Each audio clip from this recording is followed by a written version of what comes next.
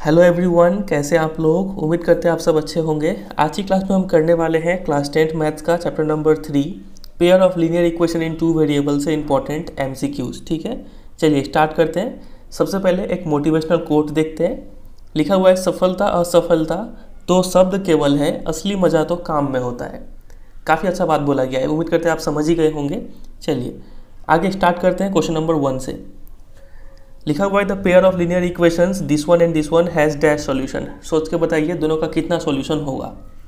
ठीक है, तो देखिए, अगर आपने हल्का सा भी चैप्टर पढ़ रखा है तो आपको पता है ये दोनों क्या रिप्रेजेंट कर रहे हैं, पैरेलल लाइन रिप्रेजेंट कर रहे हैं। और पैरेलल लाइन का हमेशा जीरो सॉल्यूशन होता है, यानी no solution. Option number A हो जाएगा इसका राइट आंसर। ठीक है, चलिए नेक्स्ट क्वेश्चन पे आते हैं। नंबर 2 एसर्शन रीजन है। एसर्शन में लिखा हुआ है equation this one and this one has no solution if K equal to 2। तो ये तो हमें चेक करना पड़ेगा कि ये दोनों इक्वेशन का नो सॉल्यूशन कब होता है। नो सॉल्यूशन कब जब होगा जब दोनों लाइन पैरेलल हो। ठीक है, यानी तो इस दोनों इक्वेशन का नो सॉल्यूशन तभी होगा जब a1/a2 इक्वल टू हो जाए b1/b2 के, और ये नॉट इक्वल टू हो जाए c1/c2 के, तभी नो सॉल्यूशन होता है। ठीक है, तो यहाँ पे a1 कितना है 1 और यहाँ पे 2, तो ये आ गया 1/2 इक्वल टू b1/b2, यहाँ पे 1/k आ गया, और नॉट इक्वल टू c1/c2 यानी 4/3, माइनस माइनस कैंसिल आउट हो गया। ठीक है, तो पहले इन दोनों से k का वैल्यू निकालेंगे तो यहाँ से आएगा k इक्वल टू 2। फिर इन दोनों से भी k का वैल्यू निकालेंगे तो यहाँ पे k आएगा नॉट इक्वल टू 3/4। अब क्या दोनों कंडीशन सेटिस्फाई कर रहा है। यहाँ पे आया है k 3/4 के बराबर नहीं होना चाहिए, और यहाँ पे आया है k 2 के बराबर होना चाहिए। तो हाँ, यहाँ पे k 3/4 के बराबर नहीं है, यानी k इक्वल टू 2 पे ये दोनों इक्वेशन नो सॉल्यूशन देंगे। ठीक है, तो इसका मतलब ये स्टेटमेंट राइट है। समझे कि नहीं समझे? समझे। फिर रीजन में लिखा गया है कि this one and this one are consistent if this one. Consistent कब होता है? जब उस इक्वेशन का क्या तो एक सॉल्यूशन हो या फिर इनफाइनाइट सॉल्यूशन हो, यानी कुछ ना कुछ सॉल्यूशन होना पड़ता है तभी कंसिस्टेंट होता है। तो ये एक सॉल्यूशन का कंडीशन है। ठीक है, यूनिक सॉल्यूशन का। तो ये स्टेटमेंट तो राइट है। ठीक है, जब ऐसा होता है तो कंसिस्टेंट होता है। ठीक है, लेकिन क्या इसका करेक्ट एक्सप्लेनेशन है क्या ये? तो ऐसा नहीं है। यहाँ पे हमने नो सॉल्यूशन निकालने के लिए कुछ अलग ही लॉजिक से इसको सॉल्व किया था, और यहाँ पे लिखा हुआ है कंसिस्टेंट के बारे में। तो दोनों स्टेटमेंट राइट है। ठीक है, लेकिन करेक्ट एक्सप्लेनेशन नहीं है। ठीक है, तो ऑप्शन नंबर बी हो जाएगा इसका आंसर। समझ में आया? चलिए, यहाँ पे इसका सॉल्यूशन भी करके रखे हुए हैं, आप ये देख सकते हैं। ठीक है, नेक्स्ट क्वेश्चन देखिए 3। वीडियो को पॉज करके ट्राई कीजिए क्या होगा इसका। लिखा है कि find the coordinate where the line this one will intersect Y axis. तो वाई एक्सिस पे कोई लाइन अगर कट कर रहा है तो ये जो पॉइंट होगा इसका कोऑर्डिनेट किस फॉर्म में होगा? 0, y के फॉर्म में होगा। ठीक है, थोड़ा सा इसमें कोऑर्डिनेट ज्योमेट्री का नॉलेज चाहिए। तो ये पॉइंट जो है इस लाइन पे आ रहा है कि नहीं? तो इसका मतलब ये पॉइंट इस लाइन को सेटिस्फाई करेगा। ठीक है, तो ये पॉइंट का कोऑर्डिनेट है, इसमें हम लोग पुट कर देंगे। ठीक है, x इक्वल टू 0 पुट करेंगे यहाँ पे, और y का जगह तो y रहेगा इक्वल टू 8। यहाँ से y के लिए सॉल्व करेंगे, कितना आ गया? -8। तो कोऑर्डिनेट क्या हो गया? हमें पता है x कोऑर्डिनेट 0 था और y का वैल्यू अभी आया है -8। तो 0, -8 यानी ऑप्शन नंबर डी हो जाएगा इसका आंसर। ठीक है, अब इसको हम चाहते तो और भी डिटेल में एक्सप्लेन कर सकते हैं, लेकिन एक्सप्लेन नहीं करेंगे क्योंकि वो फिर बहुत लंबा वीडियो हो जाएगा। अगर आपको एक्सप्लेनेशन देखना है, कुछ भी समझ में नहीं आ रहा है, तो इसका पूरा चैप्टर का वीडियो बना हुआ है एनसीईआरटी का, आप उसको पूरा देख जाएंगे। ठीक है, तभी आपको हेल्प करेगा। ये वीडियो सिर्फ एमसीक्यू प्रैक्टिस कराने के लिए है। ठीक है, इसमें आपको सिर्फ रिवीजन करना है, आपको कॉन्सेप्ट नहीं सीखना है। कॉन्सेप्ट सीखने के लिए अलग वीडियो है। ठीक है, चलिए ये हो गया, इसका सॉल्यूशन भी यहाँ पे करके रखे हुए हैं। नेक्स्ट क्वेश्चन देखिए 4। वीडियो पॉज करके ट्राई कीजिए। लिखा है कि इफ़ एक इक्वेशन ये दिया हुआ है और दूसरा इक्वेशन ये दिया हुआ है, आपको वैल्यू निकालना है x + y का। ठीक है, तो दो इक्वेशन है, आप उसको बहुत सारे तरीके से कर सकते हैं। पहला तरीका तो क्या है कि आप इन दोनों इक्वेशन को सॉल्व कीजिए, सॉल्व करके x और y का वैल्यू निकालिए और फिर दोनों को प्लस कर दीजिए, आंसर आ जाएगा। ठीक है, एक तरीका तो ये है। और दूसरा तरीका क्या है जो थोड़ा शॉर्टकट है, वो हम करने वाले हैं। ठीक है, कैसे पहचानेंगे कि इसमें शॉर्टकट तरीका लगेगा? तो देखिए, जब भी आपको सवाल में कोफिशिएंट इंटरचेंज दिखे, यहाँ पे देखिए x के साथ a है, y के साथ b है, और इस दूसरे इक्वेशन में x के साथ b है और y के साथ a है। यानी जो यहाँ पे x के साथ था वो यहाँ पे y के साथ आ गया, और जो यहाँ पे y के साथ था वो यहाँ पे x के साथ आ गया। इसको बोलते हैं कोफिशिएंट इंटरचेंज होना, ठीक है। और साइन यहाँ पे भी प्लस है तो यहाँ पे भी प्लस है, ठीक है। तो जब ऐसा सवाल मिले और आपको निकालना क्या है, x प्लस वाई का वैल्यू निकालना है। प्लस यहाँ पे दिख रहा है बीच में, आप इन दोनों इक्वेशन को प्लस कर देंगे, ठीक है। अगर यहाँ पे हमें x माइनस वाई निकालना होता ना, तो हम इन दोनों इक्वेशन को सब्ट्रैक्ट कर रहे होते। बातें गहराई को समझ रहे हैं? तो देखिए, पहला इक्वेशन ये, दूसरा इक्वेशन ये, जब हम दोनों को प्लस कर देंगे तो ऐसा आएगा, इस साइड में इन दोनों को प्लस करेंगे तो इतना ही रहेगा। यहाँ पे x कॉमन ले लीजिए, यहाँ पे y कॉमन ले लीजिए, फिर इन दोनों में a प्लस बी कॉमन ले लीजिए, ठीक है। x प्लस वाई बच जाएगा और यहाँ पे x प्लस वाई का वैल्यू निकाल देंगे ये बाई ये करके, ठीक है। ए स्क्वायर माइनस बी स्क्वायर, हमने इसको फिर इसको कैंसिल आउट कर देंगे और आएगा क्या, a माइनस बी। तो आंसर हो जाएगा इसका ऑप्शन नंबर सी, ठीक है। समझ में आ रहा है? चलिए अब आते हैं नेक्स्ट क्वेश्चन, क्वेश्चन नंबर 5 पे। लिखा है कि the solution of this one and this one is, बताइए इसका सॉल्यूशन क्या होगा। तो यहाँ पे आप थोड़ा सा नोटिस करेंगे कि यहाँ पे भी कोफिशिएंट इंटरचेंज है, लेकिन यहाँ पे साइन ऑपोजिट है, यहाँ पे प्लस है, यहाँ पे माइनस है। तो इसको आप सिंपली प्लस या फिर माइनस करने जाएंगे तो काफ़ी फंसेंगे, ठीक है। तो इसलिए यहाँ पे अच्छा उपाय यही होगा कि आप इसको एलिमिनेशन मेथड लगा कर सॉल्व कर दीजिए और एक्स और वाई का वैल्यू निकालिए, ठीक है। तो उम्मीद करते हैं आपने इसको किया होगा। देखिए हम भी इसको यहाँ पे कर रखे हैं। पहला इक्वेशन ये, दूसरा इक्वेशन ये। हम चाहते हैं कि y का कोफिशिएंट इक्वल हो जाए, इसलिए हमने यहाँ इसको p से यहाँ पे इंटू कर दिया और इस q से यहाँ पे इंटू कर दिया। मल्टीप्लाई करने के बाद ये इक्वेशन मिलता है, दोनों कैंसिल आउट होते हैं। यहाँ पे सॉल्व करते हैं, x का वैल्यू 1 आ गया, और एक बार x का वैल्यू 1 आने के बाद आप इन दोनों में से किसी एक में भी डाल दीजिए x का वैल्यू 1, आपको y मिल जाएगा -1, ठीक है। तो इसका आंसर कौन सा हो रहा है, x1 y -1, यानी ऑप्शन नंबर डी हो रहा है 5 का। समझ में आ रहा है? नेक्स्ट क्वेश्चन 6 पे आ जाते हैं। चलिए, व्हाट प्रॉब्लम है, वीडियो को पॉज कर दीजिए, आराम से पढ़ के सॉल्व कीजिए। उम्मीद करते हैं आपने इसको सॉल्व किया होगा। देखिए कैसे करेंगे। Meena went to a bank to withdraw ₹2000। NCERT का ही जैसा क्वेश्चन है ये। She asked the cashier to give her ₹50 and ₹100 notes only. वो कैशियर को बोलती है कि मुझे सिर्फ 50 और 100 का ही नोट देना। Meena got 25 notes in all, तो उसे टोटल 25 नोट्स मिलते हैं। तो बताइए 50 रुपये और 100 रुपये के कितने कितने नोट्स हैं। तो सबसे पहला तो आपको यहाँ पे पढ़ के इक्वेशन बनाना है, ठीक है। क्या पूछा है आपसे, 50 के नोट और 100 के नोट पूछे। तो मान लेते हैं 50 के नोट x थे और 100 के नोट y थे, ठीक है। टोटल नोट 25 मिला है, यानी x plus Y equal to 25। ये तो एक इक्वेशन मिल गया, ठीक है। अब 50 के नोट x है, इसका वैल्यू कितना हो गया, 50 करके x बार है, तो यानी 50x हो गया इसका वैल्यू, और इसका वैल्यू हो गया 100y वैल्यू, ठीक है। और इन दोनों को ऐड करेंगे तो टोटल रुपया कितना है, 2000 रुपया इसको टोटल मिला है 2000। ये दो इक्वेशन मिल रहा है, यहाँ से आप x और y के लिए सॉल्व कर देंगे, ठीक है। ये रहा, यहाँ पे हम पहला इक्वेशन बनाए, दूसरा इक्वेशन बनाए, यहाँ पे कॉमन लेके इसको छोटा कर लिए पहले, फिर इन दोनों इक्वेशन को सॉल्व करेंगे, x और y का वैल्यू मिल जाएगा। समझे? तो ये एनसीईआरटी का ही क्वेश्चन है। तो क्या आया, इसका आंसर आया था x 10 और y 15, 10 और 15, ऑप्शन नंबर ए हो जाएगा 6 का। चलिए नेक्स्ट 7 पे आते हैं। A system of 2 linear equations in 2 variables is consistent if their graphs. Consistent का मतलब क्या होता है, क्या तो दोनों लीनियर इक्वेशन का सॉल्यूशन ओनली वन हो या फिर इनफाइनाइट सॉल्यूशन हो, ठीक है। तो ओनली वन सॉल्यूशन मतलब intersect at only one point, और इनफाइनाइट सॉल्यूशन मतलब दोनों लाइन कोइंसाइड करते हैं। ऑप्शन नंबर डी हो जाएगा इसका आंसर, ठीक है। और जिन बच्चों को ऐसा कुछ भी समझ में नहीं आ रहा है तो उनको हम डिस्क्रिप्शन में लिंक दे देंगे इस पूरे चैप्टर का एनसीईआरटी एक्सप्लेनेशन, आप उनको देख लीजिएगा, ठीक है। नंबर 8 देखिए, केस स्टडी क्वेश्चन है। A test consist of true और false questions, 1 mark is awarded for every correct answer while 1/4 mark is deducted for every wrong answer. समझ गए?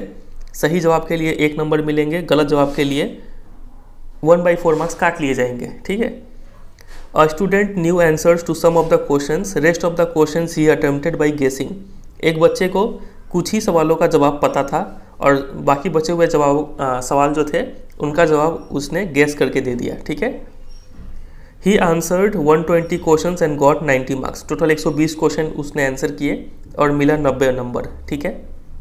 तो क्वेश्चन क्या पूछा जा रहा है, if answer to all questions he attempted by guessing were wrong, how many question did he answer correctly. मान लीजिए कि जितने भी क्वेश्चन उसने गेस किए थे वो सभी गलत निकल गए, तो बताइए उसने कितने सही आंसर किए थे। सोचिए, ज़रा सोच के इक्वेशन बनाने की कोशिश कीजिए वीडियो पॉज करके। तो देखिए कैसे करेंगे इसको। सबसे पहले तो यहाँ पे दो टाइप के क्वेश्चन है, एक जो उससे आता था और एक जो उसने गेस किया। तो मान लेते हैं उसने करेक्टली एक्स आंसर किया और गेस किया था वाई को, ठीक है। तो टोटल करेक्ट आंसर और गेस किए हुए आंसर दोनों मिला के कितने होने चाहिए, 120। टोटल 120 क्वेश्चन है, ठीक है। तो x + y = 120, एक इक्वेशन आपने बना लिया, ठीक है। अब बनाना है दूसरा इक्वेशन। दूसरा इक्वेशन बनाएंगे इस 90 को यूज़ करके।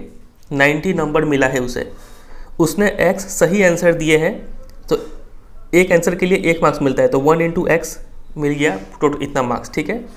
फिर y उसने गेस किए हैं मतलब गलत कर दिए हैं, ठीक है, क्योंकि क्वेश्चन में बोला है जितने भी गेस किए थे सब गलत हो गए। तो गलती के लिए -1/4 जो है डिडक्ट होगा, -1/4 y, ठीक है। ये इतना मार्क्स मिला गलती होने के लिए, और टोटल इसका हिसाब किताब करके आता है 90, ठीक है। इसको थोड़ा सुलझाएंगे तो आएगा 4x - y = 4 से उधर मल्टीप्लाई होगा 360, ये मिलेगा दूसरा इक्वेशन, ठीक है। ये और ये दो इक्वेशन मिल गया आपको। यहाँ से x और y के लिए सॉल्व कर देंगे तो पता चल जाएगा कि कितना उसने करेक्टली आंसर किया था। ये देखिए करेक्ट आंसर x, गेसिंग y, पहला इक्वेशन। दूसरा इक्वेशन, इन दोनों को सॉल्व कर रहे हैं तो x आता है 96, तो करेक्टली उसने 96 आंसर किए थे, ठीक है। तो कौन सा हो जाएगा, ऑप्शन नंबर ए हो जाएगा इसका आंसर। फिर यहाँ पे हमने y का भी वैल्यू निकाल ही दिया कि जब 120 में से 96 सही है तो गेसिंग कितना किया होगा उसने, 24 क्वेश्चन गेस करके किया होगा, ठीक है। नंबर 2 में वही केस स्टडी है, फिर से नहीं पढ़ते हैं इसको, क्वेश्चन देखते हैं। How many questions did he guess, उसने गेस कितना किया, तो यहाँ पे पूछ ही लिया गया है। 24 क्वेश्चन उसने गेस किया था, ठीक है। चलिए 10 पे आते हैं।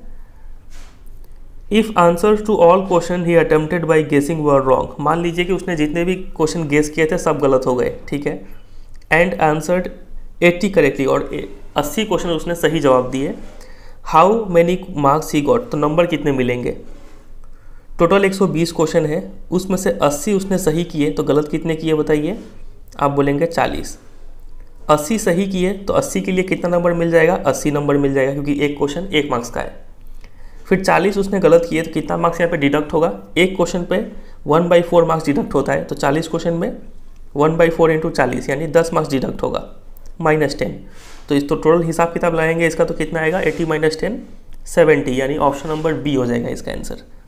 समझ में आया। नंबर 11 देखिए इसी तरीके का है। If answer to all questions he attempted by guessing were wrong then how many question did he answer correctly to score 95 marks. इस बार उसे 95 मार्क्स मिल रहे हैं, तो बताइए उसने कितने सही किए। तो ये ठीक क्वेश्चन नंबर 1 जैसा ही है, उसमें उसको 90 मिल रहा था, इस बार इसको 95 मिल रहा है, तो बस उसी के अकॉर्डिंग क्वेश्चन चेंज हो जाएगा, इक्वेशन चेंज हो जाएगा। पहला इक्वेशन ये, दूसरा इक्वेशन ठीक उसी टाइप से, लेकिन यहाँ पे 95 कर दिए, ठीक है। क्रॉस मल्टीप्लाई करके यहाँ पे ऐसा इक्वेशन बना लिए, फिर इन दोनों को सॉल्व करेंगे तो x आ जाएगा 100, तो 100 इस बार उसने सही किए हैं, ऑप्शन नंबर सी होगा। चलिए आगे मूव करें 12 पे, केस स्टडी खत्म। ट्राई कीजिए, ये काफ़ी इजी क्वेश्चन है। On solving pairs of linear equations the solution obtained are given below. दो इक्वेशन को सॉल्व किया गया और सॉल्यूशंस जो है वो इस प्रकार से आया, ठीक है। Indicate in which case the use of graphical method for solution would not have been convenient. तो सॉल्यूशन देख के बताइए कि किस केस में ग्राफिकल मेथड को यूज़ करना उतना आसान नहीं होता। तो ग्राफिकल मेथड हम वहीं पे आसानी से यूज़ नहीं कर सकते हैं जहाँ पे जो वैल्यू है वो काफ़ी डिफिकल्ट हो ग्राफ में प्लॉट करना, ठीक है। तो यहाँ पे हम वैल्यू देख के बता सकते हैं कि ऑप्शन नंबर बी देखिए 15/19, 17/19, इसको ग्राफ में प्लॉट करना काफ़ी मुश्किल होता है, ठीक है, लोकेट कर पाना, ठीक है। तो ऑप्शन नंबर बी हो जाएगा इसका आंसर, ये कन्वीनियंट नहीं है ग्राफिकल मेथड के लिए। आगे मूव करें question number 13। If this is to this equal to 9:4 then this is to this is equal to. यहाँ पे हमें दो लीनियर इक्वेशन का रेशियो में दिया हुआ है वैल्यू, ठीक है, और इसका वैल्यू पूछा है। तो सिंपल है, जब भी आपको रेशियो दिखे तो आपको कोई एक कांस्टेंट नंबर मान के सॉल्व कर देना है। आप मान लीजिए कि लेट 3x + 4y = 9k लगा दीजिए यहाँ पे, और नीचे है x + 2y = 4k। ये आपको दो इक्वेशन मिल गया, ठीक है। यहाँ से x और y के लिए सॉल्व कर लीजिए और जो भी आएगा इसमें डाल के इसको निकालिए। देखिए यहाँ पे हम कर रखे हैं पहला इक्वेशन ये, दूसरा इक्वेशन ये, फिर दोनों को हम एलिमिनेशन मेथड से सॉल्व करने गए तो x और y का ये दो वैल्यू आ गया, k रहेगा आंसर में, ठीक है। फिर हमें इसका वैल्यू निकालने के लिए बोला गया है, यहाँ पे दोनों वैल्यू को पुट कीजिए और सॉल्व करते करते आप पाएंगे 7/1 आ जाएगा आंसर, ठीक है। नंबर 14 देखिए, the equation this one represents a straight line if. बताइए ये इक्वेशन स्ट्रेट लाइन कब रिप्रेजेंट करेगा। हमें पता है एक लीनियर इक्वेशन ही स्ट्रेट लाइन दे पाता है, ठीक है। और लीनियर इक्वेशन मतलब जो वेरिएबल है उसका पावर 1 होना चाहिए, यानी यहाँ पे जो x का पावर n और y का पावर n, ये n क्या होना चाहिए, 1 के इक्वल होना चाहिए। 14 का होगा ऑप्शन नंबर सी। 15 देखिए, the values of p and q for the following pair of equation this one and this one if the pair of equation has infinitely many solution. हमें पता है इनफाइनाइटली मेनी सॉल्यूशन कब होगा, जब a1/a2 equal to हो जाए b1/b2 के और ये भी इक्वल टू हो जाए c1/c2 के। आराम से इन सब का वैल्यू देख के यहाँ पे डालते हैं और सॉल्व करते हैं। देखिए पहला इक्वेशन ये, दूसरा इक्वेशन इस फॉर्म में था और यहाँ पे y उस साइड में एक फंसा हुआ था, इस साइड बुला के कॉमन ले लिए, ठीक है। तो y का कोफिशिएंट p+q आ गया। इनफाइनाइटली मेनी सॉल्यूशन के लिए ये तीनों इक्वल होना पड़ेगा, a1/a2 equal to b1/b2 equal to c1/c2, ठीक है। अब इसके बाद यहाँ पे थोड़ा सोचिए कि किससे वैल्यू निकल सकता है। अगर हम इसको और इसको उठा लेते हैं तो यहाँ पे p का वैल्यू मिल जाएगा, तो इसको उठा के हम p को सॉल्व कर दिए। फिर उसके बाद इन दोनों को उठा लेते हैं, यहाँ से हम q के लिए सॉल्व कर देंगे, ठीक है। आप चाहते तो एक बार p मिलने के बाद आप चाहते तो इन दोनों से भी सॉल्व कर सकते थे q, ठीक है। तो q आ जाएगा 8, तो p4q8 यानी कौन सा होगा, ऑप्शन नंबर सी। समझ में आ रहा है। आगे मूव कर जाते हैं, और आगे मूव करने से पहले एक छोटा सा रिक्वेस्ट कि अगर आप इस चैनल पर नए हैं, कोई बच्चा अगर इस चैनल को अभी अभी देख रहा है तो वो चैनल को जरूर सब्सक्राइब कर ले। एक बार चैनल का प्लेलिस्ट सेक्शन, वीडियो सेक्शन देखिए, कई सारे सब्जेक्ट जैसे कि मैथ्स हो गया, साइंस हो गया, SST, इंग्लिश, इन चारों को काफ़ी डिटेल में पढ़ा के रखा गया है, ठीक है। आप इनका वीडियोज़ देखेंगे, आप खुद ही समझेंगे कि कितना आपको ये हेल्प कर पा रहा है, ठीक है। और जो बच्चे लगातार इस चैनल का वीडियोस देखते हैं लेकिन सब्सक्राइब नहीं करते, तो उनसे रिक्वेस्ट है कि प्लीज़ सब्सक्राइब कर ले, क्योंकि इससे चैनल को ग्रो करने में हेल्प मिलेगा, ठीक है। और वीडियोस देखने के बाद वीडियो को जरूर एक लाइक कर दीजिएगा, अपने फ्रेंड्स के साथ शेयर कर दीजिएगा, ठीक है। और कमेंट करके भी ज़रूर बताइएगा कि आपको ये वीडियो कैसा लगा, क्या चीज़ समझ में नहीं आया, क्या चीज़ आपको अच्छा लगा, ये सब चीज़ आप ज़रूर बताइएगा, ठीक है। चलिए क्वेश्चन नंबर 16 लिखा हुआ है कि if a pair of equation is inconsistent then the graph of these equations are. Inconsistent है मतलब उसका कोई सॉल्यूशन नहीं है, और कोई सॉल्यूशन नहीं है मतलब वो दोनों पैरेलल लाइन है, तो ऑप्शन नंबर ए हो जाएगा इसका आंसर। नेक्स्ट क्वेश्चन 17 पे आते हैं, केस स्टडी है ये भी। Amit is planning to buy a house and the layout is given below. House का प्लान कुछ इस तरीके से है। The design and the measurement has been made such that the areas of 2 bedrooms and kitchen together is 95 square metre. इसमें 2 bedroom है, एक ये और एक ये और एक किचन, इन तीनों का एरिया मिला के 95 मीटर स्क्वायर दिया हुआ है, ठीक है। Form the pair of linear equation in 2 variable from this situation. आपको 2 इक्वेशन बनाने हैं। तो सबसे पहले तो यहाँ पे एक 95 का यूज़ करके इक्वेशन बनाते हैं। बेडरूम 1 का एरिया कितना होगा, तो आप बोलेंगे लेंथ इंटू ब्रेथ, यानी 5x हो गया बेडरूम 1 का एरिया, प्लस बेडरूम 2 का एरिया कितना होगा, तो इसका ब्रेथ है 5 और लेंथ कितना है, लेंथ x ही है, तो ये भी हो गया 5x, प्लस किचन का एरिया बताइए कितना होगा, तो लेंथ इंटू ब्रेथ, लेंथ है y और ब्रेथ कितना है 5, ये भी 5 होगा, ठीक है। 5/, हो गया किचन का एरिया। तो 2 बेडरूम और एक किचन का एरिया दोनों सब मिला के कितना है 95। तो यहाँ पे 10x plus 5y, 10x plus 5y equal to 95।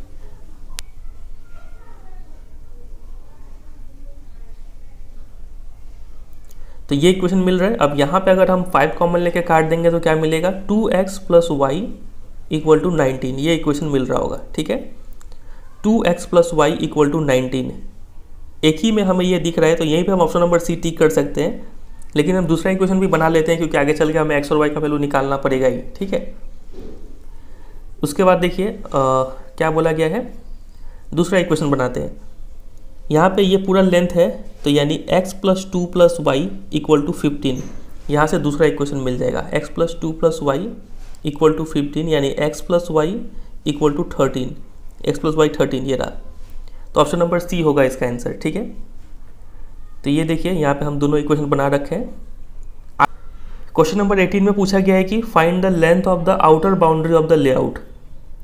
इस पूरे का लेंथ बताना है, मतलब इसका पेरीमीटर बताना है। ठीक है, तो पेरीमीटर बताना तो काफ़ी इजी है। ये है 15, ये भी टोटल होगा 15, फिर ये लेंथ कितना होगा यहाँ पे ऐड कर लीजिए, 5 और 2 7 और 5 12, ये 12, ये भी 12 और ये 15 ऐड कर दीजिए, कितना हो गया 15 15 30 और 12 12 24 यानी 54। ऑप्शन नंबर बी हो जाएगा। नेक्स्ट क्वेश्चन पे आ जाते हैं। इसमें लिखा है कि find the area of each bedroom and kitchen in the layout. इन दोनों का एरिया बताइए और इसका एरिया भी बताइए। इसका एरिया अभी हमने निकाला था 5x, इसका एरिया भी 5x, इसका एरिया हमने निकाला था 5y। ठीक है, तो यहाँ पे x और y का अगर वैल्यू मिल जाए तो हमें एग्जैक्ट एरिया मिल जाएगा। चलिए, तो दो इक्वेशन हमने जो पहले बना रखा था उसको सॉल्व करते हैं। पहला इक्वेशन ये था, दूसरा ये था, दोनों को सॉल्व किए तो x 6 आता है और y 7 आता है। ठीक है, तो इसका एरिया 5x यानी 5 × 6 30 हो गया, और इसका एरिया 5 × 7 यानी 35, तो हो गया 30 और 35। ऑप्शन नंबर ए समझ में आ रहा है। 20 देखिए, find the area of living room in the layout. इस लिविंग रूम यानी जो ग्रीन से शेडेड है इसका एरिया बताइए।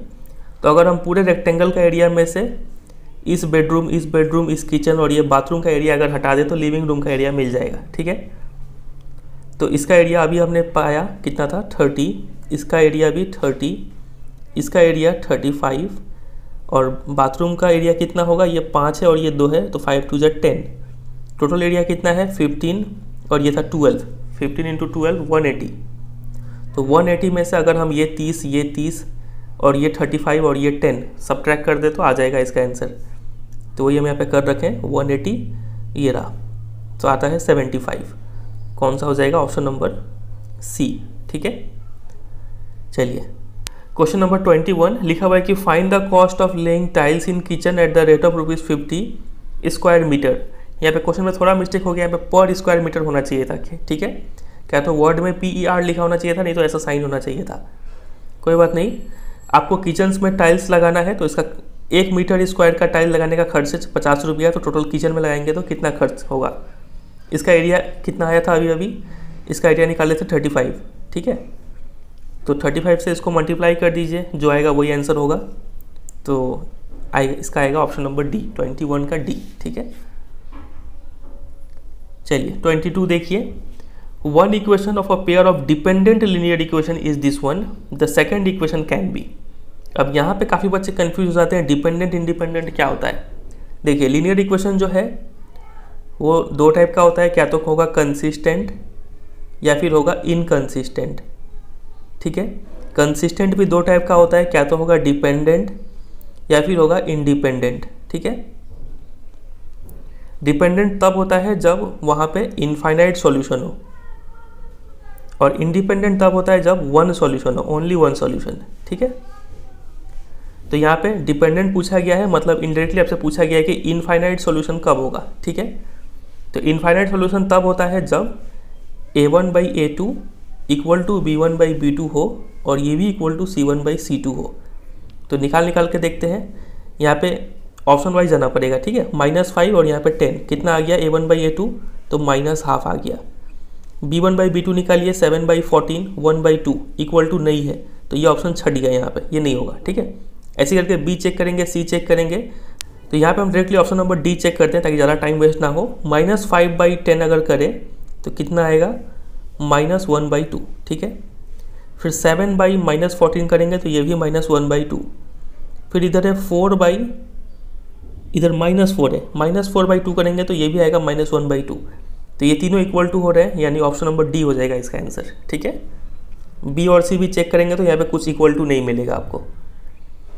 23 देखिए, for which values of P will the lines represented by following pair of linear equation be parallel. P का किस वैल्यू के लिए दोनों पैरेलल होगा, तो ये तो काफ़ी ईजी है। देखिए पैरेलल तभी होता है जब ये = रहे लेकिन ये = ना रहे। ठीक है, तो यहाँ पे P इस साइड में है तो ये भी तो 1/2 ही है, किसी एक से सॉल्व कर दीजिए तो P का वैल्यू आएगा ≠ 10। तो P का सभी वैल्यू के लिए ये पैरेलल होगा बस 10 को छोड़ के, तो ऑल रियल वैल्यू एक्सेप्ट 10। ठीक है, तो ऑप्शन नंबर ए होगा इसका answer. 24 solve the following system of equations. देखिए सिंपल सा इक्वेशन है, कैसे करेंगे इसको। तो सबसे पहले नीचे में x नीचे में y दिख रहा है, तो इसको हम सबसे पहले 1/x को कुछ मान लेंगे, m मान लेंगे, और 1/y को n मान लेंगे। ठीक है, देखिए ऐसा हमने पहले माना तो इक्वेशन ऐसा बन गया सिंपल में। अब यहाँ पे एक चीज़ आप ऑब्जर्व कर सकते हैं, यहाँ पे भी कोफिशिएंट इंटरचेंज है, जो 21 है वो यहाँ पे 21 है, 47 यहाँ पे 47 है, तो इसको हम सिंपली प्लस कर सकते हैं। ठीक है, प्लस करने से इक्वेशन थोड़ा छोटा बन जाता है। फिर एक बार दोनों को माइनस कर देंगे। ठीक है, माइनस करने से ऐसा एक और छोटा इक्वेशन मिल जाता है।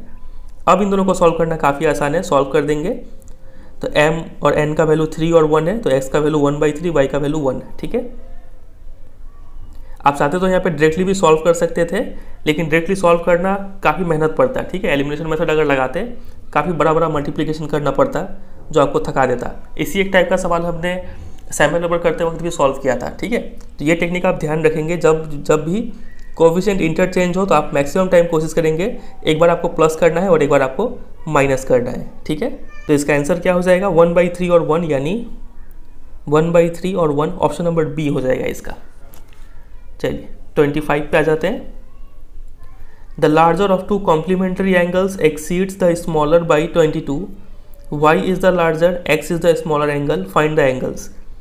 आराम से दो इक्वेशन बनाइए और सॉल्व कर डालिए। ठीक है, कॉम्प्लीमेंट्री एंगल्स मतलब दोनों एंगल्स का समेशन जो होगा वो 90 डिग्री होगा। तो ये देखिए पहला इक्वेशन ये, दूसरा इक्वेशन ये, y को लार्जर बोला गया तो y हमने पहले लिख दिया।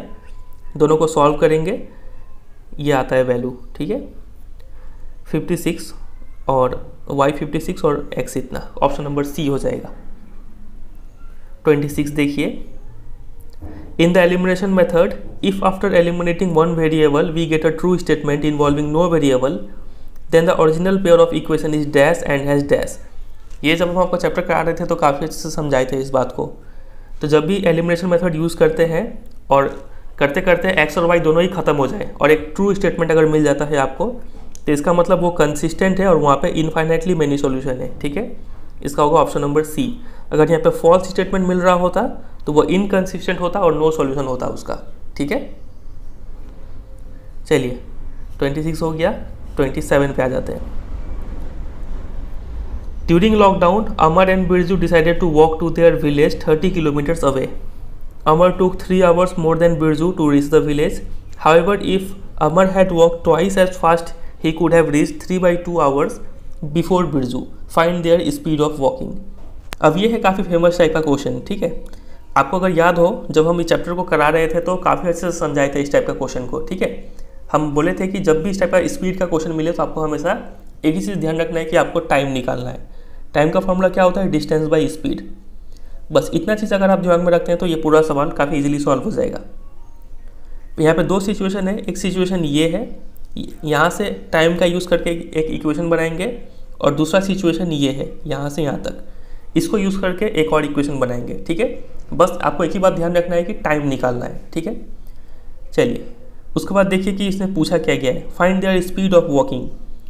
दो इंसान है, लेट अमर का स्पीड हम x मान लेंगे, बिरजू का स्पीड हम y मान लेंगे। ठीक है, स्पीड तो मिल गया, डिस्टेंस भी पता है 30 किलोमीटर। चलिए करके देखते हैं। Let Amar's speed x kilometre per hour और बिरजू का speed y kilometre per hour. फिर पहले सिचुएशन में लिखा क्या क्या है, देखिए अमर को 3 घंटे ज़्यादा लगते हैं बिरजू से अपने विलेज पहुंचने में। तो अमर का स्पीड कितना है x और डिस्टेंस कितना है 30। अमर इतना टाइम लेता है, डिस्टेंस बाई स्पीड हो गया अमर का टाइम। बिरजू का टाइम बताइए, बिरजू भी 30 किलोमीटर ही डिस्टेंस कवर कर रहा है, लेकिन इसका स्पीड कितना है y। तो इन 3 घंटा मोर या फिर लेस रहे तो बीच में माइनस का साइन होता है। ठीक है, और कितना ज़्यादा ले रहा है अमर, 3 घंटा ज़्यादा इक्वल टू 3। तो यहाँ से मिल गया पहला इक्वेशन, समझे कि नहीं। चलिए अब दूसरा इक्वेशन बनाते हैं इससे। If Amar had walked twice as fast as he would, twice as fast he would have reached 3/2 hours before Birju. तो अमर का स्पीड अगर 2 गुना होता तो डिस्टेंस है 30, स्पीड अब की बार x ना हो गए 2x हो गया। ठीक है, 2 गुना होता तो वो 3/2 आवर्स पहले पहुंच जाता, मतलब अमर कम समय ले रहा होता, तो बिरजू ज़्यादा समय ले रहा होता। बिरजू का स्पीड पहले लिखिए 30/y। ठीक है, और बीच में माइनस का साइन इक्वल टू 3/2। समझे कि नहीं ये चीज़, इसको हम बहुत अच्छे से चैप्टर में समझा रखे हैं। ठीक है, अगर समझ में नहीं आया तो आप एक बार इसका एनसीईआरटी एक्सप्लेनेशन जरूर देखिएगा, ठीक है, आपको काफ़ी हेल्प करेगा। तो यहाँ से देखिए ये रहा पहला इक्वेशन, ये रहा दूसरा इक्वेशन। 3 से कॉमन लेके काट दिए, यहाँ पे सुलझा के ये मिलता है, यहाँ पे भी थोड़ा सिंप्लीफिकेशन किए तो ये मिलता है। फिर नीचे में x और नीचे में y मिल रहा है, तो इसको हम m और n मानेंगे और सिंपल बना के सॉल्व करते जाएंगे। n का वैल्यू ये, m का वैल्यू ये, उल्टा कर देंगे, x और y मिल जाएगा। ठीक है, तो कितना है 10/3 और 5, 10/3 और 5, ये ऑप्शन नंबर बी। अब इतना बड़ा क्वेश्चन एग्जाम में 1 मार्क्स के लिए तो पूछना मुश्किल है, हो सकता है कोई केस स्टडी बना के इसी क्वेश्चन को 3-4 क्वेश्चन बना के पूछ ले। ठीक है, एक में आपसे इक्वेशन बनवाएंगे, दूसरे में आपसे अमर का स्पीड पूछेंगे। ठीक है, इस टाइप से पूछा जाएगा। चलिए फिर एक आते हैं केस स्टडी पे। लिखा है कि it is common that government revise travel fares from time to time based on various factors such as inflation, जिसका मतलब होता है महंगाई का बढ़ना। ठीक है, on different types of vehicles like auto, rickshaws, taxi, radio, cab etcetera. ठीक है, the auto charges in a city comprises of a fixed charge together with the charge for the distance covered. Study the following situation. Main line इसका यही है कि किसी भी city में जो ऑटो चार्ज है वो 2 टाइप का चार्जेस से बना हुआ है। एक है फिक्स्ड चार्ज, कुछ याद आ रहा होगा आपको, जिसने भी चैप्टर कर रखा है उनको ये समझ में आ गया होगा, टुगेदर विद द चार्ज पर किलोमीटर। ठीक है, तो पहला सिचुएशन लिखा हुआ है, सिटी ए में अगर आप 10 किलोमीटर जाते हैं तो 75 रुपये देना पड़ेगा, और अगर आप 15 किलोमीटर जाते हैं तो आपको 110 रुपया देना पड़ेगा। और उसी तरीके से सिटी बी में 8 किलोमीटर के लिए 91, 14 किलोमीटर के लिए 145 रुपया देना पड़ेगा। तो बताइए इसका इक्वेशन बना के दिखाइए कैसे होगा। तो यहाँ पे सबसे पहले पहचानिए कि 2 चीज़ें, एक है फिक्स चार्ज और एक है charge for the distance covered. मान लेते हैं फिक्स चार्ज x है और charge for the distance covered y है।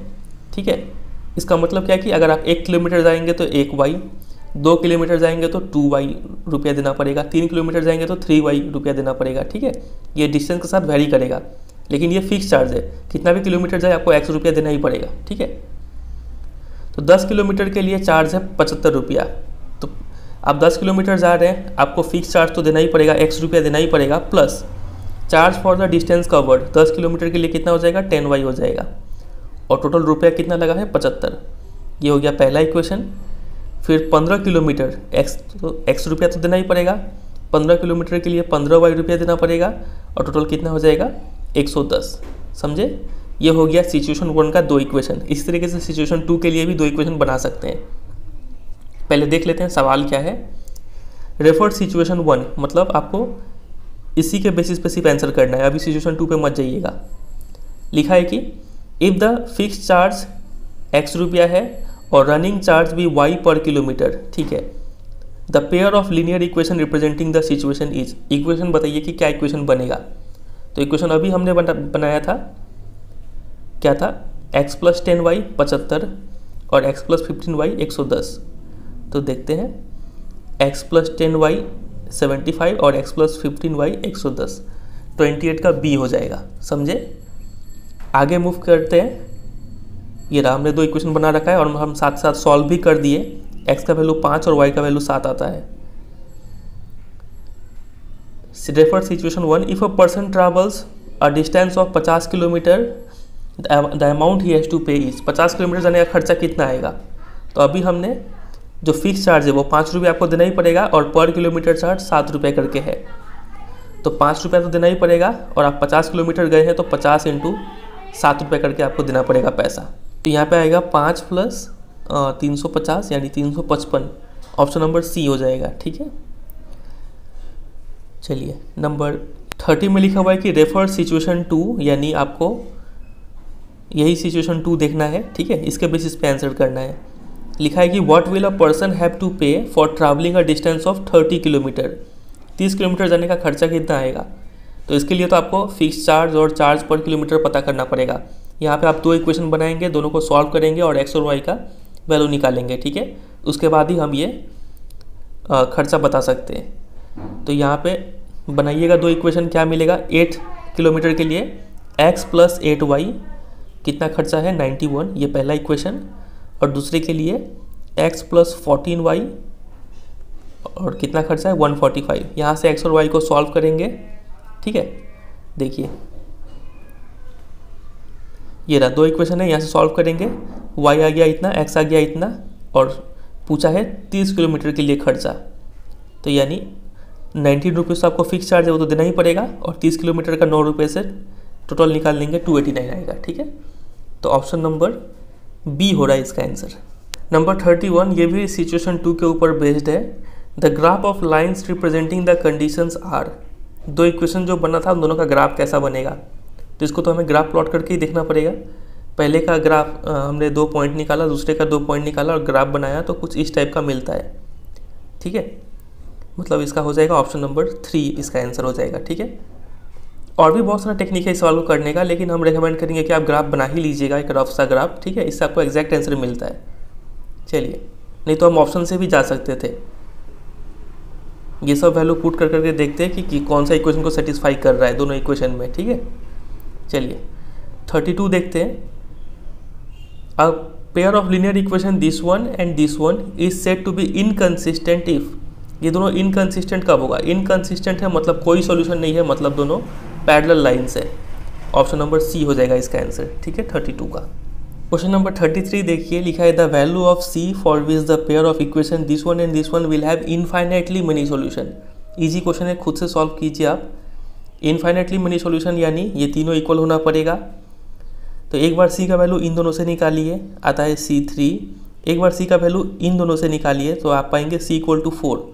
फिर देखिए क्या दोनों कंडीशन सेटिस्फाई हो रहा है। यहाँ पे ये बोल रहा है कि C 3 के बराबर होना चाहिए, यहाँ पे ये बोल रहा है C 4 के बराबर होना चाहिए, तो कॉन्ट्राडिक्ट कर रहा है यहाँ पे, तो यहाँ पे होगा नो वैल्यू। ठीक है, अगर यहाँ पे C ≠ 4 आ रहा होता ना, तो ये दोनों कंडीशन सेटिस्फाई कर जाता है। ये बोल रहा है C 4 के बराबर नहीं होना चाहिए, ये बोल रहा है C 3 के बराबर होना चाहिए, मतलब सही था तब, लेकिन यहाँ पे कॉन्ट्राडिक्ट कर जा रहा है। तो क्या होगा इसका आंसर? नो वैल्यू, यानी ऑप्शन नंबर डी। समझे? 34 देखिए, थक गए क्या आप लोग? थोड़ा सा और है, थोड़ा सा पेशेंस रखिए। ठीक है, लिखा है कि the pair of equation this one and this one graphically represent lines which are. तो ये तो काफ़ी इजी है। ये कैसे लाइन रिप्रेजेंट कर रहे हैं? इंटरसेक्ट करेंगे दोनों, और किस पॉइंट पे? कोऑर्डिनेट भी बताया गया है A, B पे। ठीक है, समझ में नहीं आता तो एक बार ग्राफ प्लॉट करके दिखेंगे तो आप पा जाएंगे कि इसका आंसर ऑप्शन नंबर डी होगा। ठीक है, 35 देखिए, x = a, y = b solution है इन दो इक्वेशन का। ठीक है, then the values of a and b are. क्या होगा? तो x = a, y = b solution है तो इसको सेटिस्फाई करेगा। x की जगह पे a और y की जगह पे b डाल दीजिए और सॉल्व कीजिए। तो ये रहा, ये दोनों इक्वेशन है, x की जगह पे a, y की जगह पे b हमने डाला, दोनों में सॉल्व किया तो A3 और B1 आता है, यानी ऑप्शन नंबर सी होगा इसका आंसर। 36 देखिए, द डिस्टेंस बिटवीन 2 स्टेशन ए और बी का बीच में 50 किलोमीटर डिस्टेंस है। एक ट्रेन स्टार्ट करती है ए से, दूसरी ट्रेन स्टार्ट करती है बी से सेम टाइम में। अगर दोनों सेम डायरेक्शन में जाए, यानी ए भी इस डायरेक्शन में जाए और बी भी इस डायरेक्शन में जाए, तो 5 घंटे लगते हैं मिलने में दोनों को। और अगर दोनों एक दूसरे की तरफ मूव करें, एक ट्रेन इधर से एक ट्रेन इधर से, तो 1 घंटे में ही मिल जाते हैं। ठीक है, स्पीड बताइए दोनों ट्रेन का। तो जब भी इस टाइप का स्पीड का क्वेश्चन हो, हम क्या बताए हैं आपको, हमेशा आप टाइम निकालने की कोशिश करें। ठीक है, जब सेम डायरेक्शन में ट्रैवल करते हैं, स्पीड पहले मान लीजिए, लेट जो ट्रेन स्टेशन ए से खुल रही है उसका स्पीड x है, और जो ट्रेन स्टेशन बी से खुल रही है उसका स्पीड y है।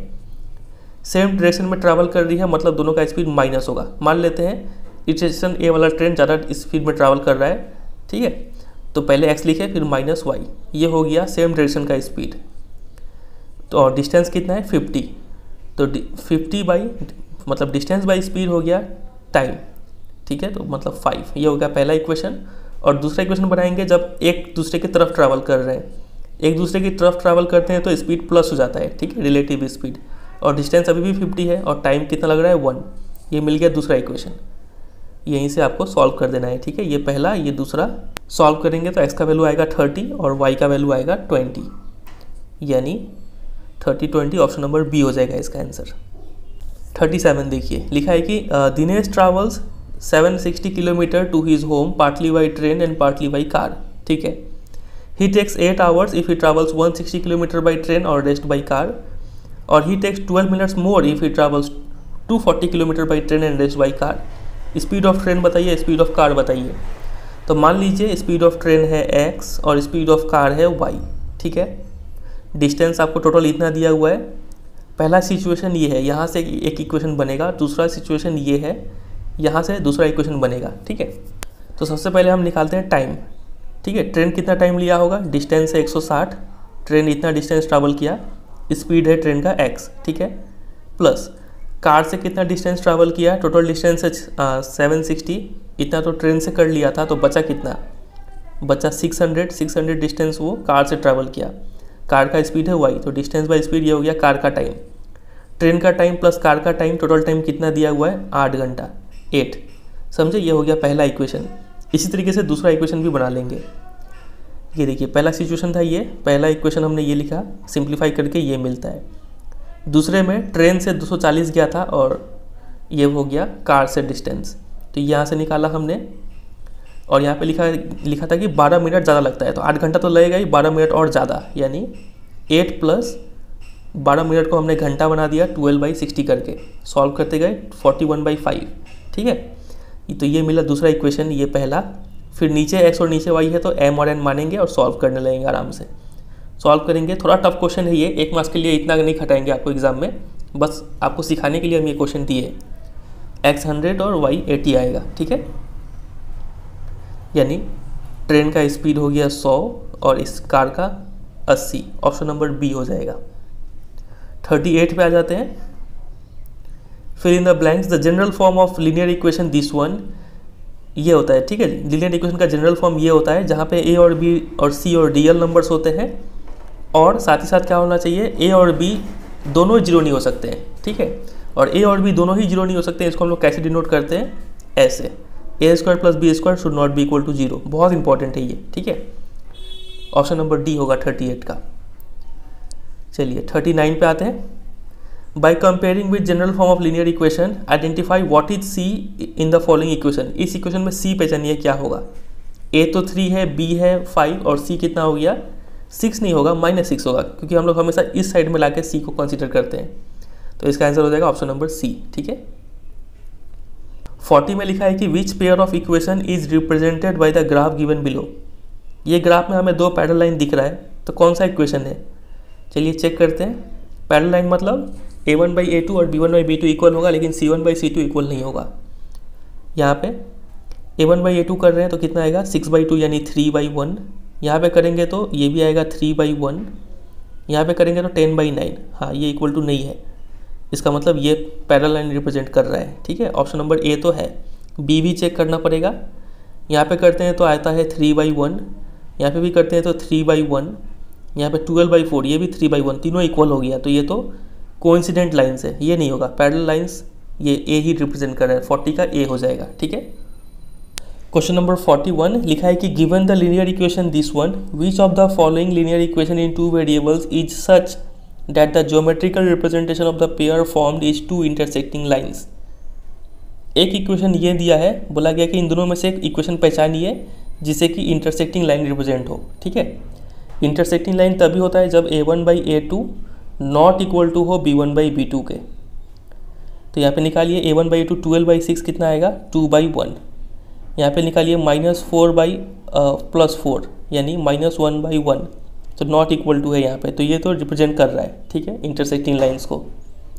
दूसरे ऑप्शन से भी जाते हैं, 12/6 यानी 2/1, -4/-2 कितना आ गया, ये भी आ गया 2/1, इक्वल टू आ गया, ये तो इंटरसेक्टिंग लाइन नहीं है, 1 यानी ए हो जाएगा इसका ऑप्शन, ठीक है। नंबर 42 देखिए, ये भी कुछ थकाने वाला ही सवाल है। लिखा है कि a boat take 6 hours to travel 24 kilometre upstream, 28 kilometre downstream, ठीक है, और उसको 6 घंटे 30 मिनट लगते हैं 30 किलोमीटर अप स्ट्रीम और 21 किलोमीटर डाउन स्ट्रीम जाने में। स्पीड ऑफ बोट बताइए स्टिल वाटर में, और स्पीड ऑफ स्ट्रीम बताइए। मान लेते हैं स्पीड ऑफ बोट b है, स्पीड ऑफ स्ट्रीम s है, ठीक है। तो अप स्ट्रीम स्पीड क्या होता है, हमेशा b - s होता है। डाउन स्ट्रीम स्पीड क्या होता है, b + s होता है, ठीक है। तो टाइम निकालने की कोशिश कीजिए। पहले से इक्वेशन कैसा बनेगा, डिस्टेंस है 24, अप स्ट्रीम का स्पीड है b - s, प्लस डिस्टेंस है 28, डाउन स्ट्रीम का स्पीड है b + s, टोटल टाइम कितना लग जा रहा है 6, समझे, distance by speed, total time आ गया 6। उसी तरीके से दूसरा इक्वेशन बना लेंगे। तो देखिए यहाँ पे ये रहा पहला इक्वेशन, ये रहा दूसरा इक्वेशन। यहाँ पे लिखा हुआ था 6 आवर्स 30 मिनट, 30 मिनट मतलब 1/2 आवर्स, बाई 60 करके इसको आवर में कर लेंगे, ठीक है। तो 6 + 1/2 इसको सॉल्व करेंगे तो कितना आएगा 13/2। तो ये रहा 13/2 हम यहाँ पे डायरेक्टली लिख दिए हैं, समझ जाइएगा। फिर यहाँ पे नीचे में b - s b प्लस है तो इसको हम x मान लीजिए, 1/b - s को x मानिए और 1/b + s को y मानिए। इक्वेशन ये मिलेगा, सॉल्व कीजिए तो x और y इतना इतना आ रहा है। x आ गया 1/6 यानी 1/b - s आ गया 1/6 यानी b - x 6 बोल सकते हैं। उसी तरीके से यहाँ पे b + s 14 बोल सकते हैं। फिर यहाँ पे b और s के लिए सॉल्व कीजिए 10 और 4, मतलब एक क्वेश्चन बोल के आपसे 4 क्वेश्चन पूछ लिया है यहाँ पे। ये क्वेश्चन 1 मार्क्स के लिए तो नहीं आएगा, इतना बात ध्यान रखिएगा, लेकिन केस स्टडी में आ सकता है ये क्वेश्चन, ठीक है। चलिए तो कौन सा हो जाएगा इसका आंसर 10 और 4, यानी 10 और 4 कहाँ पे है, ऑप्शन नंबर ए हो जाएगा इसका, ठीक है। चलिए लास्ट क्वेश्चन 43 देख लीजिए। Find the value of k for which the pair of linear equation this one and this one have infinitely many solution. फिर से उसी टाइप का क्वेश्चन है। इनफाइनाइटली मेनी सॉल्यूशन के लिए ये तीनों इक्वल होना पड़ेगा। सॉल्व कीजिए, यहाँ से k का वैल्यू निकालिए पहले, तो k² 1, k = +-1। यहाँ से k का वैल्यू फिर से निकालिए तो k³ = 1 यानी k = 1 आ जाएगा यहाँ पे, ठीक है। दोनों में कॉमन कौन सा है k का वैल्यू, तो 1 कॉमन है तो 1 हो जाएगा इसका आंसर, यानी ऑप्शन नंबर बी, ठीक है। तो यही हो गए टोटल 43 क्वेश्चंस। और वीडियो एंड करने से पहले एक होमवर्क आपके लिए, ये देखिए, इस क्वेश्चन का आंसर आप मुझे कमेंट सेक्शन में बताइएगा, ठीक है। और उम्मीद करते हैं आपने काफ़ी सारे क्वेश्चन सॉल्व भी किए होंगे ये इसमें से। और किसी को भी अगर कोई भी क्वेश्चन समझ में नहीं आया है, छोटा मोटा डाउट अगर है तो आप कमेंट सेक्शन में बताइएगा, हम वहाँ पे कोशिश करेंगे रिप्लाई देने का। और जिनको कुछ भी समझ में नहीं आया उनके लिए तो एक ही सुझाव है कि वो जो इसका एक्सप्लेनेशन है, NCERT एक्सप्लेनेशन, वो वीडियो को पूरा दिख जाए, ठीक है। ऊपर आई बटन में भी दे रहे हैं लिंक और नीचे डिस्क्रिप्शन में भी दे देंगे लिंक, आप उस चैप्टर को पूरा कर जाइएगा, ठीक है। चलिए फिर एंड करते हैं। वीडियो अच्छा लगा तो वीडियो को जरूर एक लाइक कर देना है, दोस्तों के साथ भी शेयर कर दीजिएगा। और अगर आप चैनल पर नए हैं तो चैनल को जरूर सब्सक्राइब कीजिएगा और होमवर्क का आंसर कमेंट सेक्शन में जरूर बताइएगा। चलिए फिर एंड करते हैं, मिलते हैं बहुत जल्द किसी और वीडियो में। तब तक के लिए goodbye and take care.